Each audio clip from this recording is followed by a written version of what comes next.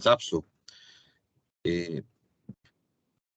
Este año se han dado situaciones de violencia en diferentes centros educativos, por lo que ellas nos van a abordar un poco el tema sobre esas situaciones.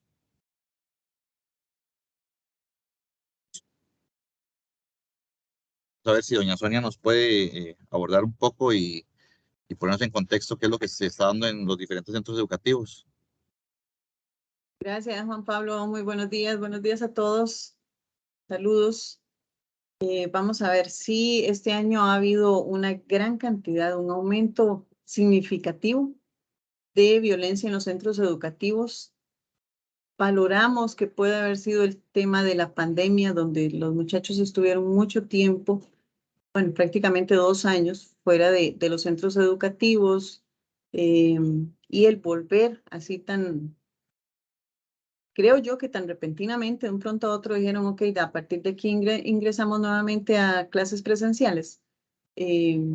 Ha traído algún tema de inseguridad, de temor, pero bueno, eso ya nos lo explicará la compañera Nice en ese sentido. Pero sí hemos tenido un aumento bastante grande, tanto entre chicos, entre varones, como entre mujeres y mixto también. Sí ha habido un incremento bastante, como les digo, significativo en las denuncias por lesiones, por agresiones, por amenazas, que son contravenciones, y también han habido lesiones pues significativas, importantes, que ya agarran más de 5 días de incapacidad forense o legal, que ya nos configuran a nosotros un delito.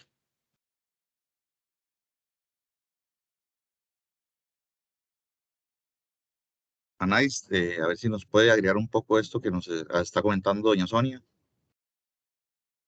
Bueno, buenos días a todos y todas. Mi nombre es Anais Bolaños y bueno, la SAPSO significa Sección de Apoyo Psicológico Operacional.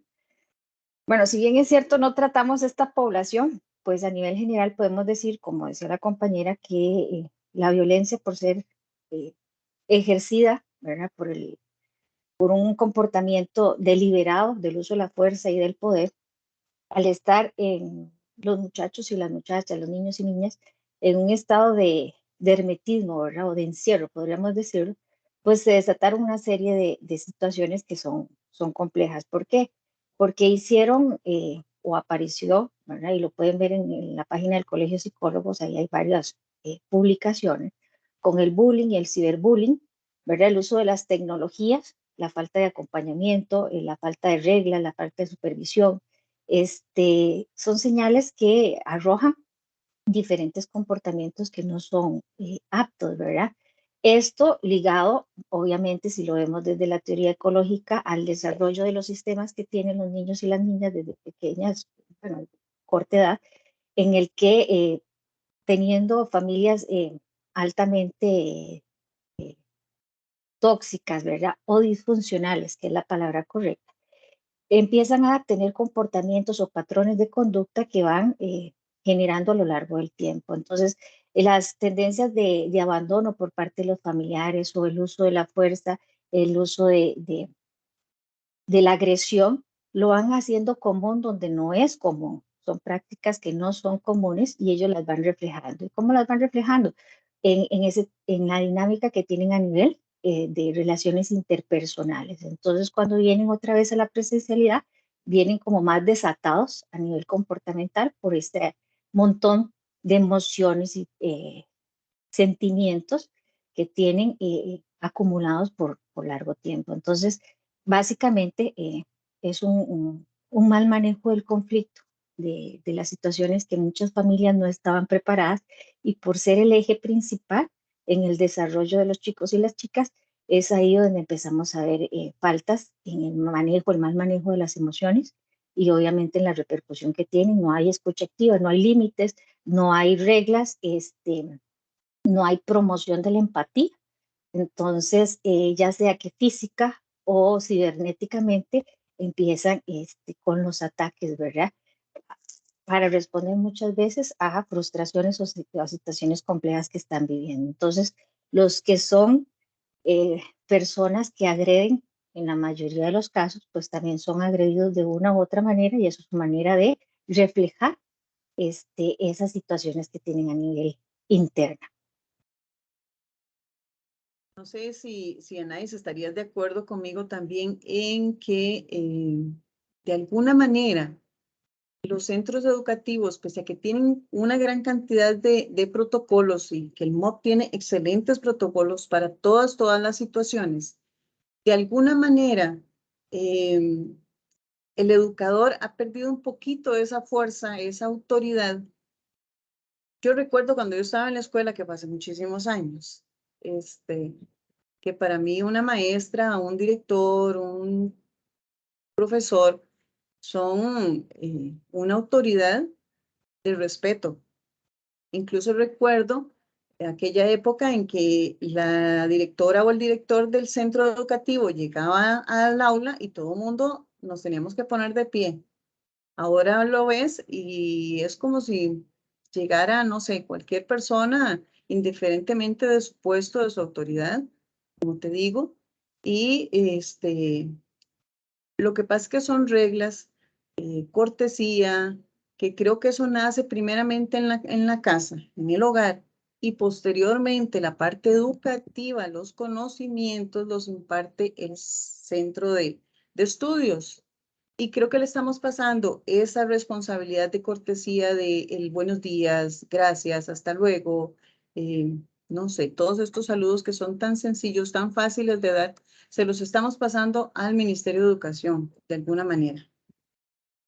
Pues sí, en efecto, podríamos resumirlo con el tema de los valores, ¿verdad? Los valores se inculcan desde la casa, desde que están a corta edad, y ahí es donde se van manejando. Valores básicos como el respeto, la disciplina, que tiene que ver con la atención a la norma, el seguimiento de instrucciones, y eso tiene que ver con que muchas veces la falta de límites, ¿verdad? Que son muy necesarios en el desarrollo del ser humano desde corta edad y a lo largo de toda su vida, hace que no puedan manejar bien el conflicto.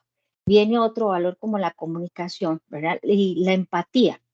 Entonces, si yo no tengo algo, pues la otra persona tampoco lo puede tener. Si yo no soy feliz, los otros tampoco pueden ser felices. Entonces, ese mal manejo que se hace a nivel de los valores, o tal vez la falta de refuerzo que se hace. Entonces, la escuela, el colegio es el segundo eje, ¿verdad? Si lo vemos desde de la conformación de esos sistemas en el que se va desarrollando el comportamiento humano, es el que refuerza en una segunda instancia lo que en la casa se promulga. Si en la casa falta, pues la única solución que queda es la familia, perdón, la parte social a nivel de educación, pero que no es responsabilidad directa, ¿verdad? Es un coadyuvante en el refuerzo de esos valores y esos lineamientos que le permiten al ser humano desarrollarse e ir afrontando el conflicto desde el diálogo, desde la promoción de las emociones, la escucha activa, la asertividad, que es muy necesario, pero tiene que irlo desarrollando. Juan Pablo, tal vez para explicarle a todas las personas que nos están viendo, de parte de OIJ, precisamente la sección penal juvenil, pues es preocupante la situación que se están dando en todos los centros educativos y te estoy hablando de escuelas y colegios. Perdón, escuelas y colegios. No estamos hablando solamente de colegios, de muchachos de 12 años en adelante, sino que hemos tenido casos de menores de 12 años que obviamente no están bajo la ley penal juvenil, porque la ley penal juvenil abarca de los 12 años a los menos 18. Los que son menores de 12 años y están de alguna manera siendo infractores en algunas situaciones, eso se le toca más bien ya al Patronato Nacional de la Infancia, o más conocido como el PAN. En cuanto a los menores infractores que sí los cobija la ley penal juvenil, como te dije al inicio, hemos tenido un gran incremento de denuncias. Nos preocupa que, como explicaba la compañera Nais, hay una intolerancia increíble entre ellos, simplemente porque la compañera tiene un celular más bonito que el mío, porque la compañera o el compañero le gusta a la persona que a mí me agrada, que a mí me gusta, y eso está generando conflictos. Tenemos, como te dije también al inicio, tenemos contravenciones, pero también tenemos delitos. Tenemos hurtos, tenemos lesiones graves, amenazas graves, tenemos también temas de, de tentativa de homicidios. Y últimamente el caso y que no podemos comentar, el que se vio y fue muy sonado en prensa, el del homicidio, que también eran menores de edad. Tenemos consumo de drogas y como lo explicaba Nice también, tenemos el ciberbullying, que las redes sociales, pese a que el sistema son buenos, son informativos, porque podemos obtener mucha información también han servido para que ellos tengan algún respaldo de alguna manera, porque cuesta, pero sí se les llega también. Poder determinar quién es la persona que inicia estos chats, estas páginas. Tenemos centros educativos donde nos están denunciando páginas en Instagram, donde se ofenden, donde incluso publican imágenes que entre jóvenes, y se está volviendo muy común, que no debería ser lo común, que pasan pornografía infantil. Y pornografía infantil me estoy refiriendo a que los mismos estudiantes y las estudiantes, entre ellos, se están pasando información o imágenes donde ellos se desnudan y se los pasan a un compañero o a una compañera, sea el novio o novia, y después de ahí empiezan a publicarlo, a distribuirlo, y eso es un delito, eso es difusión de pornografía infantil.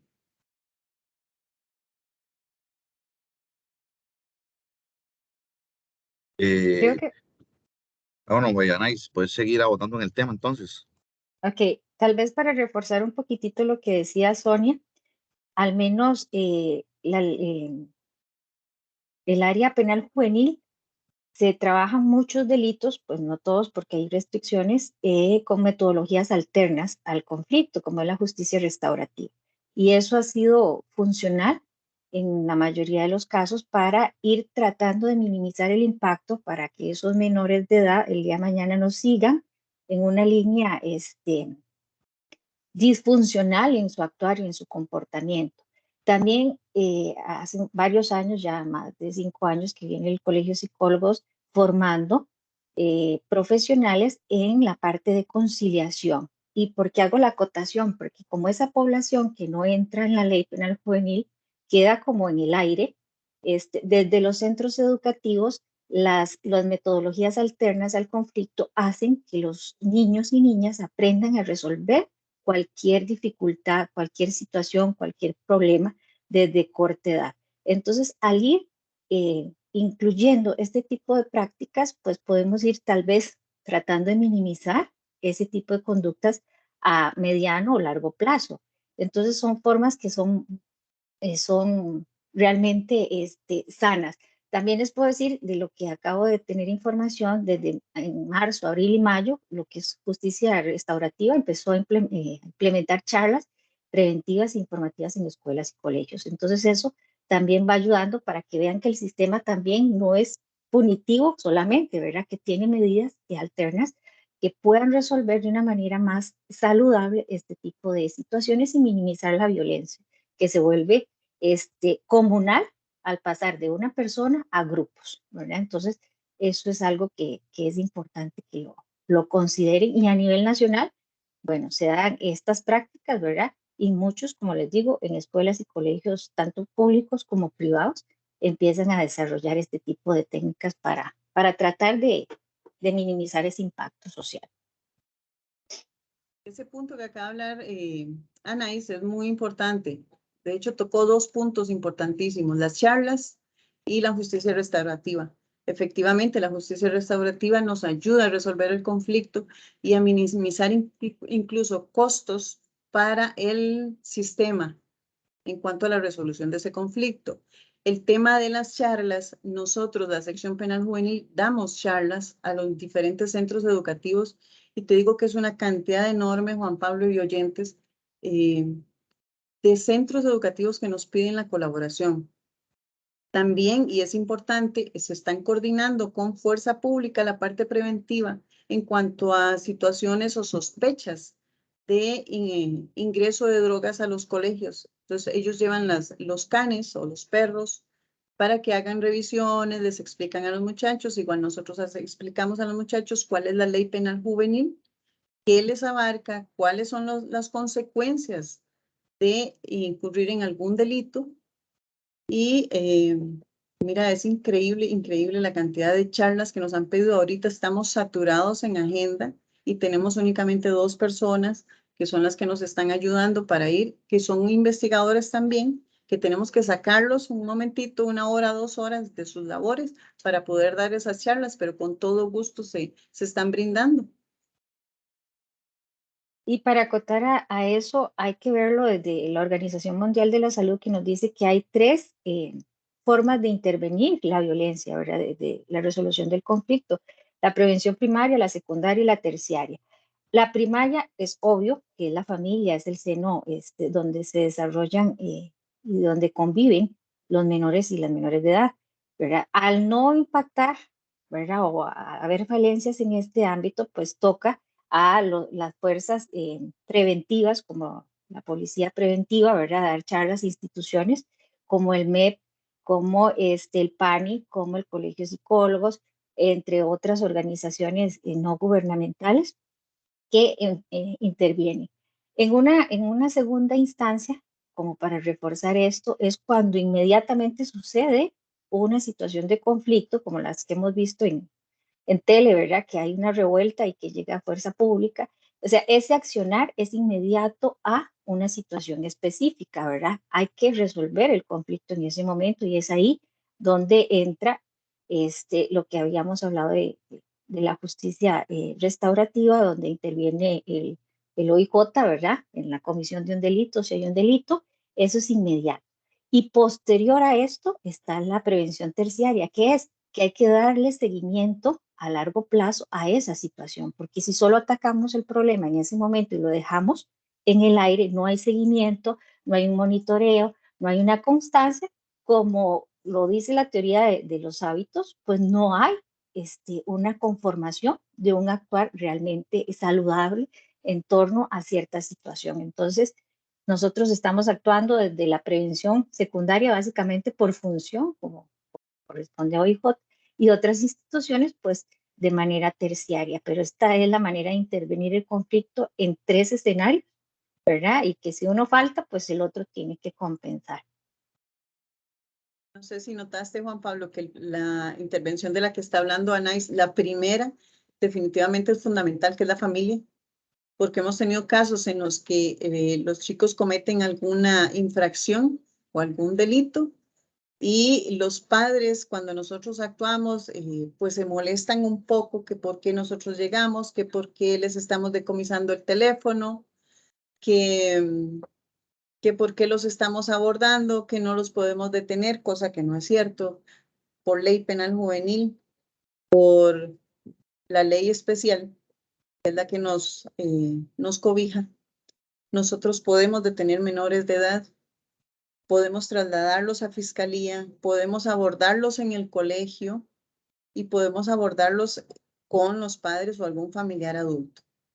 Porque muchas veces hemos escuchado y nos han dicho y nos han preguntado incluso, pero los menores de edad no se pueden detener. No, sí se pueden detener. O sea, hay una facultad de ley que nos permite a OIJ, a las policías, incluso en el momento en flagrancia, poder hacer la detención de un menor de edad. Siempre y cuando, obviamente, la ley lo ampare, le repito, entre los 12 y los menos 18 años. Menos 18 años, lo decía la otra una vez en una charla anteriormente, les decía, menos 18 años son 17 años, 11 meses, 29 días y casi las 12 de la noche. 1 minuto, 1 segundo antes de las 12 de la noche, sigue estando dentro de la ley penal juvenil. Posterior a eso pasa a la ley de adultos. No sé si hay alguna pregunta, Juan Pablo, por ahí para Anais o para mí. Yo Sí, tengo una. Vamos al periodo de consultas. Nos vamos levantando la mano y les vamos dando la palabra. Comenzamos con Alejandro Arley de Colombia. Hola, ¿qué tal? Muchísimas gracias. Un saludo para doña Sonia, doña Anais, los compañeros. Yo quería nada más preguntarle a doña Sonia que ella ha hablado de un aumento significativo y preocupante, ¿verdad? De los casos de violencia en centros educativos. Entonces, si tiene a mano ahí los datos estadísticos para poder contextualizar, o sea, ante qué números estamos al frente para que ustedes puedan hacer esa aseveración. Y la otra cosa que me interesa es en los casos de los niños menores de 12 años, como qué tipo de incidentes son los que se han registrado, si son peleas, agresiones de algún tipo. Me llama mucho la atención, ¿verdad? Que son tan pequeñitos y qué tipo de incidentes se pueden haber registrado. Gracias. Gracias, Arley, saludos. Números exactos tendrías que pedírselo a la oficina de estadística, pero sí te digo que ha aumentado la cantidad de denuncias en más de un 50%. Y muchas de estas son por las situaciones de los colegios. Ha aumentado muchísimo, como te digo, es preocupante, pero así como un número exacto, estadístico, no te tengo. Solamente eso, que ha aumentado más de un 50% la cantidad de denuncias que han ingresado a la sección penal juvenil. En cuanto a Perdón, los niños ¿cómo en qué menores, periodo, doña Sonia? Perdón. ¿El último año despuésito o de del que regreso? está finalizando la pandemia, cuando empezaron los centros educativos a abrir ya puertas, a hacerlo presencial, ahí empezaron a aumentar las denuncias. Claro. Obviamente anterior a eso, pues eran pocas porque estaban en sus viviendas, en sus hogares. Y respecto a los menores de 12 años, hay mucho, vamos a ver, en el área sexual.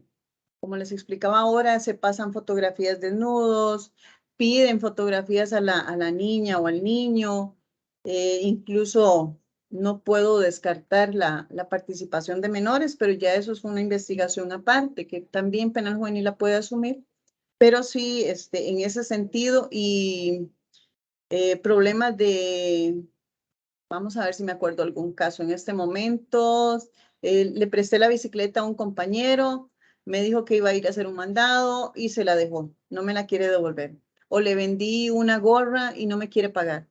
Entonces, todos esos casos, aunque parezcan mentiras, todos esos casos llegan a penal juvenil, hay que investigarlos, que ese es otro punto. O sea, todo lo que entra a OIJ hay que investigarlo.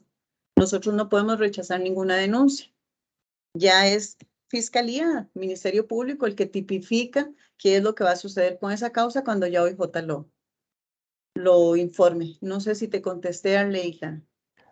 Sí, muchas gracias. Me queda la duda nada más de si hay pleitos, digamos, en niños menores de 12 años, incidentes así de grescas, y me llama mucho la atención esto de que estamos hablando de chiquitos que tienen teléfono con 10, 11 años o menos, que tienen teléfono celular y están compartiendo ese tipo de material íntimo, ¿verdad?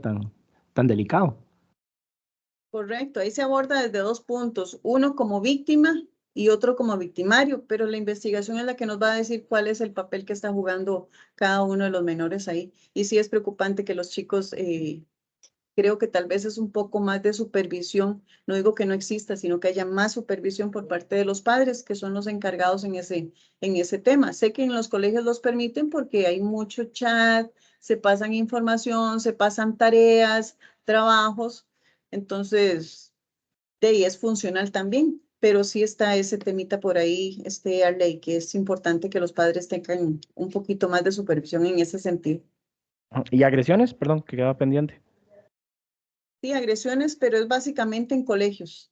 Ok, gracias. Ujú. Listo, vamos con Janet. Buenos días a ambas, muchas gracias. Dos cositas, tal vez, doña Sonia, si usted me puede colaborar con el tema de lo que ocurre en el hogar. Usted lo reiteraba y me parece que es importante volver a decirlo porque desde el punto de vista que siento que lo expresa es que se ha bajado mucho la restricción en los hogares, la alcahuetería, inclusive ustedes los han visto en los casos, y desde aquí ustedes mencionan la importancia de que ocurra pues ese cambio, ¿verdad? Tal vez inclusive reiterarnos esta parte que usted decía de que han notado, ¿verdad? Cuando llevan un caso que inclusive los padres defienden al agresor, por ejemplo, o al presunto agresor, pero específicamente con el punto del hogar. Que haga un poquito más de referencia. Y a doña Anaís, a mí me gustaría, doña Anaís, perdón, si usted nos puede decir,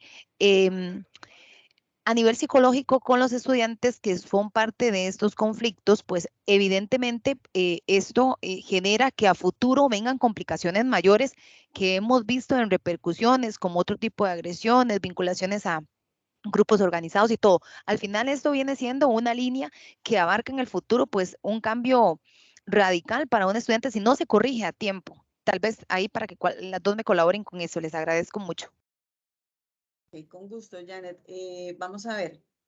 Yo no le puedo decir a usted ni a nadie que hay un fallo en el hogar. Le puedo decir que tal vez por las situaciones que estamos viviendo, que los padres tenemos que salir a trabajar, que las madres salimos a trabajar, cuando hemos sido por lo general la base de un hogar. Pero bueno, desde hace muchos años las mamás y los papás hemos tenido que salir a trabajar. Los chicos han tenido que estar al cuidado de un tercero. No le puedo decir al papá que está supervisando mal ni que está supervisando bien. Lo que sí se recomienda es que haya un poquito más de supervisión, pero obviamente es un caso particular en cada hogar. Yo no podría citar uno en especial que diga, este lo está haciendo bien, este lo está haciendo mal.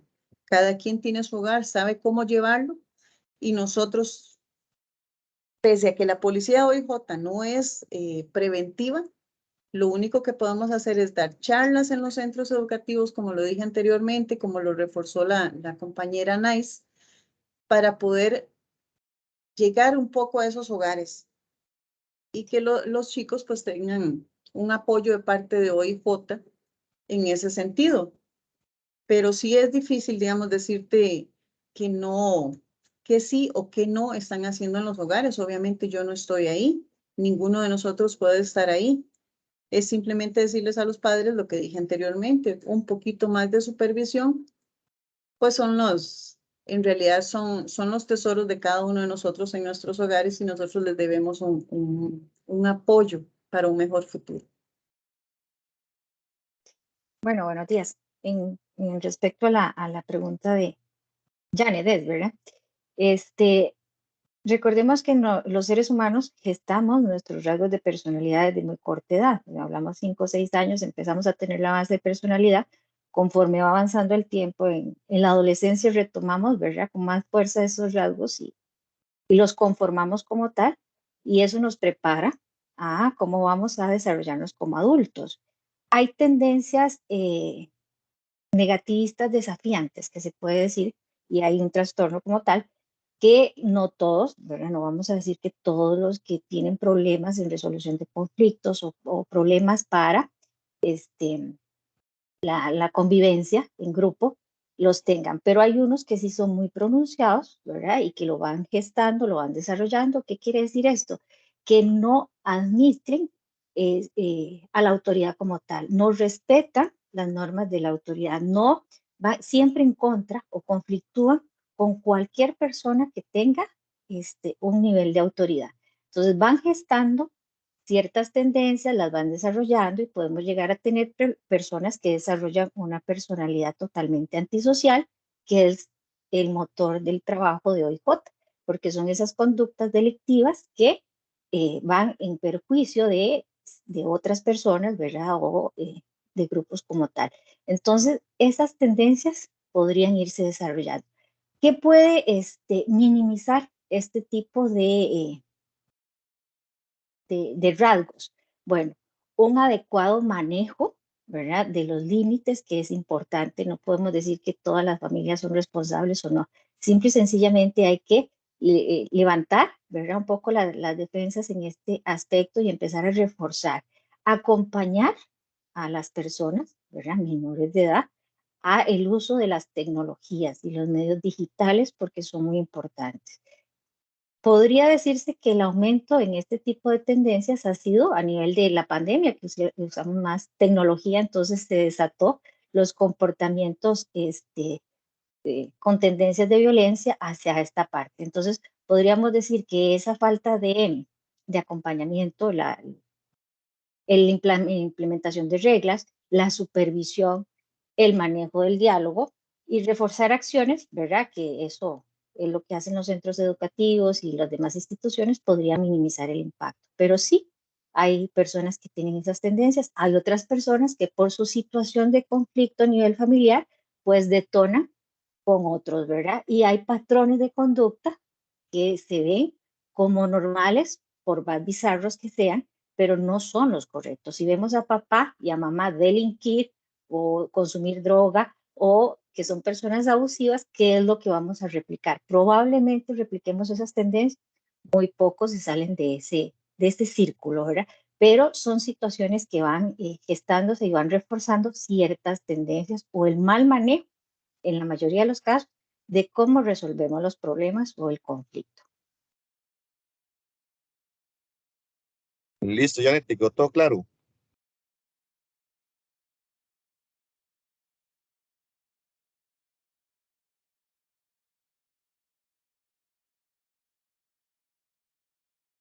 Bueno, si Janet no tiene más consultas, vamos con Andrea. Hola, buenos días. Tenía una consulta, es al respecto de que el Ministerio de Educación Pública ya ha mencionado en reiteradas ocasiones que ellos consideran que la violencia que se vive general en el país ya cruzó las fronteras de los centros educativos, ¿verdad? Entonces, muchas veces si uno conversa con profesores, incluso ellos aseguran que lo que sucede dentro de los centros educativos es una réplica del conflicto externo por bandas, incluso por apropiarse, suena un poco extraño, pero por apropiarse de pollitos, por ejemplo, de una zona muy particular de la escuela y que eso genera conflictos muy fuertes, ¿verdad? Que ya incluso replican lo que en algunas zonas del país se vive. Esa es una opinión muy personal de ellos. No sé ustedes en el OIJ si lo han logrado identificar de esa forma, si consideran, al igual que ellos del sector educación, que esas violencias que se dan internamente en los centros educativos son réplica de lo que el país está viviendo. Bueno, Andrea, muchas gracias. Buenos días. Pues sí, como dije, la cantidad de denuncias ha incrementado en más de un 50% en cuanto a lesiones, agresiones, amenazas, como ya lo dije antes también. Sí se ven eventualmente algunos grupos en centros educativos, pero digamos que esto es un poco común y no sé si a nadie me corrige en ese sentido. Es normal que se hagan grupos donde la gente interactúa entre ellos y se llevan mejor con unos que con otros. Yo creo que esto es natural de la sociedad. Yo me llevo más con Anais que con Juan Pablo, o me llevo más con Juan Pablo que con Anais, entonces paso más tiempo con alguno de ellos. Pero creo que es más un tema de responder a NICE que a nivel policial. Bueno, recordemos que la violencia se clasifica según la Organización Mundial de la Salud, porque hay que ver la violencia desde la salud pública en conductas autoinfligidas, tendencias interpersonales y la colectiva. Lo que hemos estado hablando cuando es en solitario son situaciones de conflicto a nivel interpersonal entre dos personas, ¿verdad? Pero hay otras situaciones, tal vez como los que dice la persona que nos está haciendo la consulta, que se me olvidó el nombre, discúlpeme. Hay violencia de tipo colectiva o social, ¿verdad? Entonces, habrá, me imagino, ¿verdad? Porque no, como les digo, no trabajo en este campo precisamente, pero conformación de grupos que podrían dirigir ciertas tendencias violentas hacia una persona o hacia otro, ¿verdad? Eso es una violencia social que podría estarse gestando o no, dependiendo de la frecuencia y la cantidad de situaciones que podríamos realmente a nivel de estadística con casos específicos determinar. Pero sí hay violencia social y esa corresponde a los grupos que se unen en contra, ¿verdad? O para agredir o para violentar los derechos de una persona o de otra, ¿verdad? Pero eso es cuando van más allá de los comportamientos afines, ¿verdad? De simpatía y transgreden la norma, ¿verdad? Ya con un fin meramente de ejercer poder, ¿verdad? O de agredir o de violentar los derechos de otra persona o de otros. Listo, María. Andrea, yo no sé si quedó claro todo. Sí, sí, muchas gracias. Sí, la consulta iba incluso por el tema de que hay incluso organizaciones ONG que trabajan en barrios vulnerables o en barrios, ¿verdad?, sensibles, donde incluso han tenido que retirarse porque los mismos padres de familia los amenazan y esa amenaza se incluye dentro ya, o sea, ya está dentro del centro educativo, ¿verdad? Entonces es como una, o al menos ellos lo sienten así, como una problemática mucho más extendida que solamente el conflicto entre iguales, ¿verdad? Entre menores de edad, que ya está trascendiendo las barreras del centro educativo que se supone donde está un espacio más protegido para los menores, pero esa era por ahí iba la línea de la consulta.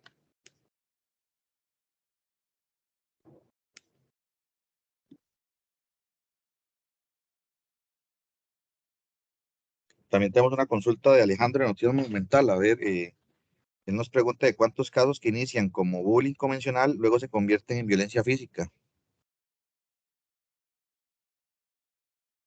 Vamos a ver, Alejandra, buenos días también a ti. No te puedo dar, igual que como no le pude dar al otro compañero, a ley, números exactos, pero algunos casos sí pasan de un bullying en redes sociales a lesiones. Son pocos, no son tantos, pero sí hemos tenido algún caso ahí en que haya pasado esa línea de la red social a algún tipo de lesión. Y lesión te estoy hablando de que hay una pelea a puños entre estudiantes. Lo mencionaba en una charla anterior que ahora los chicos y las chicas usan algún tipo de anillo con algún pico, alguna forma, algún animalito y eso está causando algún tipo de lesión o está causando lesiones, no es que está causando algún tipo, sino que está causando lesiones en la persona víctima.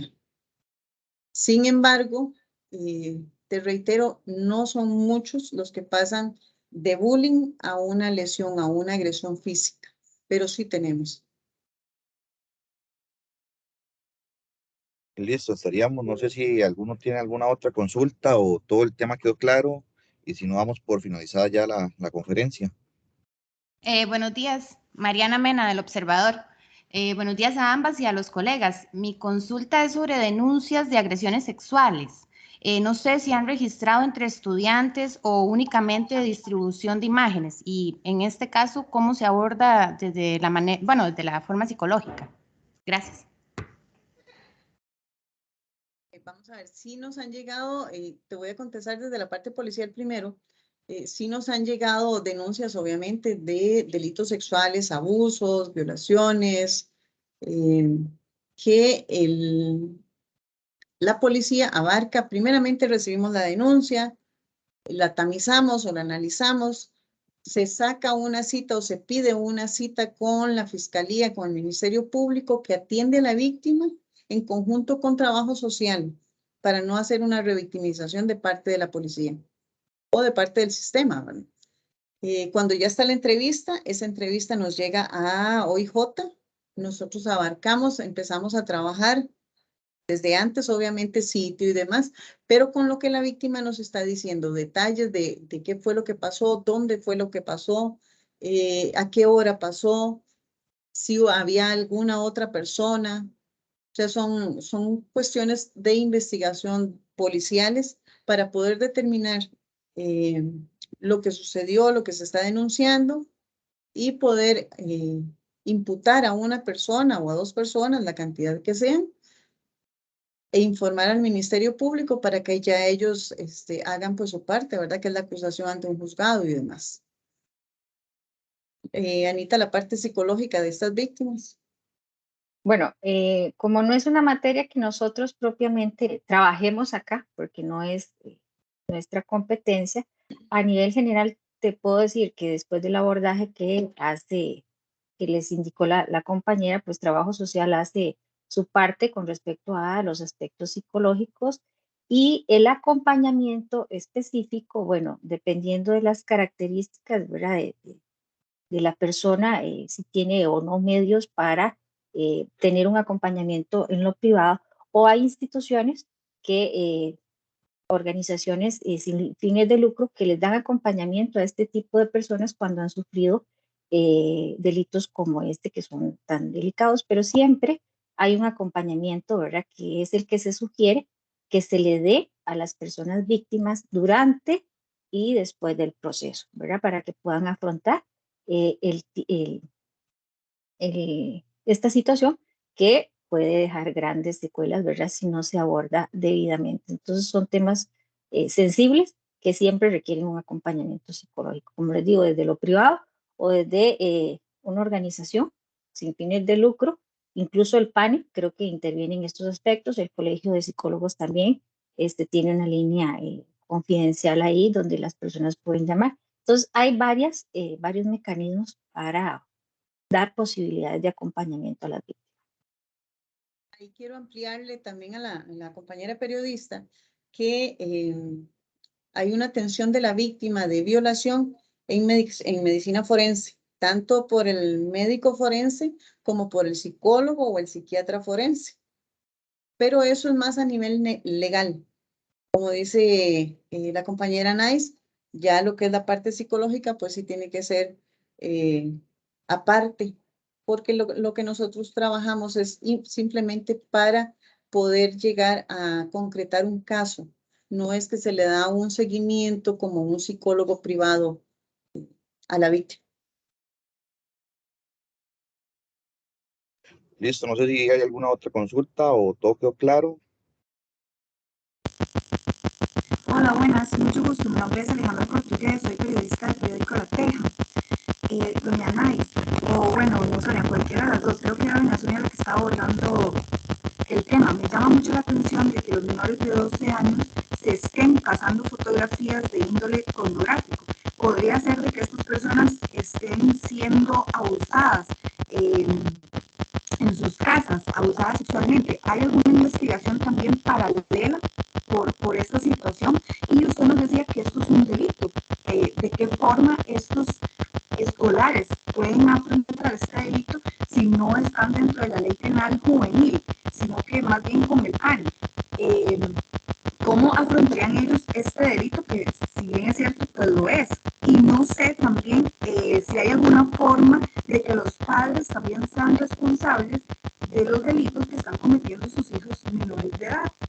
No sé si incluso lo han pensado, si podría ser un proyecto de ley, porque pues esto va en aumento, ¿verdad? Entonces, ¿qué puede pasar en nuestro país si estos menores siguen actuando así de esta forma? Gracias. Gracias. Bueno, más o menos te logré escuchar porque había un problemita ahí en el audio. Los menores de edad, menores de 12 años, no están bajo la tutela de la ley penal juvenil. El delito de la difusión de pornografía recae desde los 12 años en adelante, desde los 12 años hasta los menos 18 en la ley penal juvenil, después de los 18 en la ley de adultos.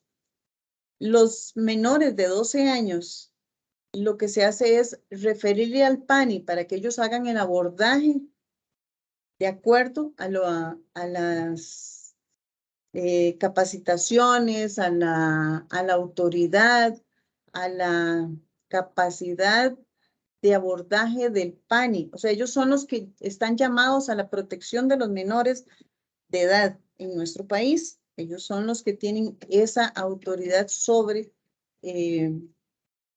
vamos a ver, no es una autoridad, es una orden, por decirlo así, que ellos tienen. Ellos deben proteger a los menores de edad.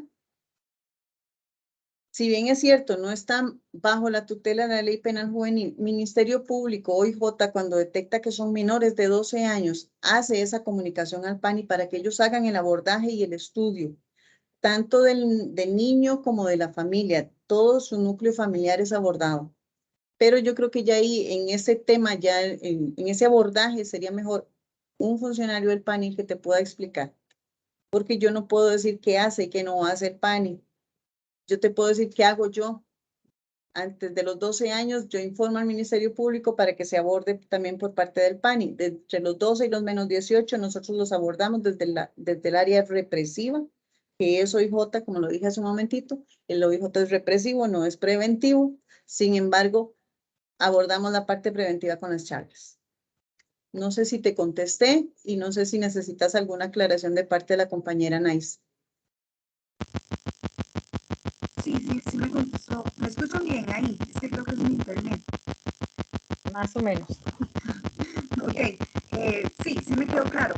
La otra pregunta era si hay alguna forma de hacer responsables a los papás que también respondan por los delitos que están cometiendo sus hijos, porque ellos son menores de edad, pero los papás también deberían de responder por esas acciones de sus hijos, si no, nuestro país en qué se va a transformar con tanto delito que están cometiendo los menores y que incluso ya no respetan a los adultos, ni a ninguna autoridad.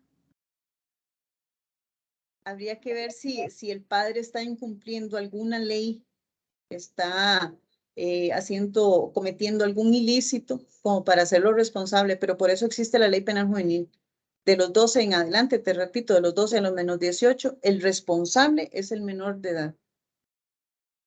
Ahora, la parte psicológica, pues ya, o la parte social, como lo decía la compañera Nice, ya eso es otro tema que ya no me abarca a mí como policía. También tal vez para reforzar eso, la joven que pregunta esto podría dirigirse al hospital de niños, ¿verdad? Porque ellos tienen en su base de datos cuáles personas menores de edad ingresan por negligencia, por abuso sexual, por abuso físico o abandono. Entonces, partiendo de esas estadísticas, los casos que ellos reportan automáticamente, entiendo, los pasan al PANI y ellos condensan esa información. Entonces, entre esas dos instituciones, los datos podrían estar concretos porque de lo que conseguí información, al menos de enero a octubre del 2020, hubieron 73% de casos por negligencia, 8.5% por abuso sexual, 6.7% por abuso físico y 4% por abandono, según el Hospital de Niños. Y esto lo acaban de sacar en el Colegio de Psicólogos por el Día Internacional de los Niños y Niñas Víctimas Inocentes de Agresión, que es el 4 de junio.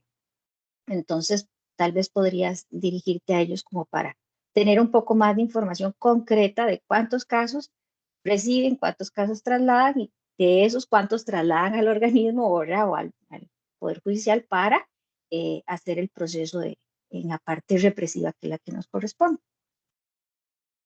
Juan Pablo, para aumentar ahí un poquitito a esa manifestación de la compañera Nice, en este caso, la mayoría de lo que reporta el hospital o los centros médicos, los infractores o los acusados o las personas denunciadas son adultas. Eso ya le toca a otra sección, que es la sección especializada en violencia más bien contra la violencia de género. Y ya ellos sí son los que te podrían dar más información en ese sentido. ¿Qué se está haciendo? No sé si hay algún proyecto para que vaya a modificar la responsabilidad de los padres con respecto a las actuaciones de los menores de edad, pero te repito, el menor de edad de 12 a menos 18 tiene una responsabilidad con la sociedad a través de la Ley Penal Juvenil.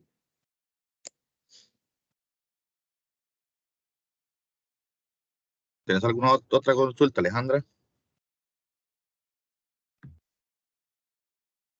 No, gracias. Ok, si no estamos, agradecemos Juanpa, mucho a doña. Sí, perdón, es que estaba revisando los apuntes, es Alejandro de Colombia.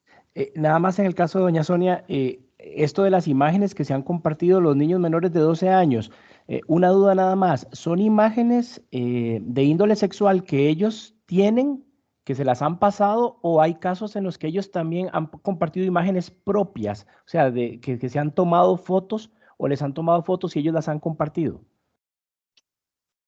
Si ellos se toman fotografías o les llegan de otros compañeros o compañeras fotografías. Es un vaivén, por decirlo de alguna manera. Es un intercambio. Exacto. Yo me tomo fotografías porque me gusta mucho X persona y me pide una foto y entonces yo me la tomo y se la mando, pero resulta que esta persona se la manda a otro compañero y ese compañero a otro o la comparten en chats, pero tanto les llegan como también las generan ellos mismos. Muchas gracias. Justo. Si ya no tenemos ninguna otra consulta, le agradecemos mucho a doña Sonia y a Nais por esta explicación. Mucho gusto, Juan Pablo. Estamos a la orden. Con gusto para servirles, que pasen buen día y feliz fin de semana largo. Sí, buenísimo. Gracias. Gracias. Gracias, saludos. Gracias, igual, hasta luego.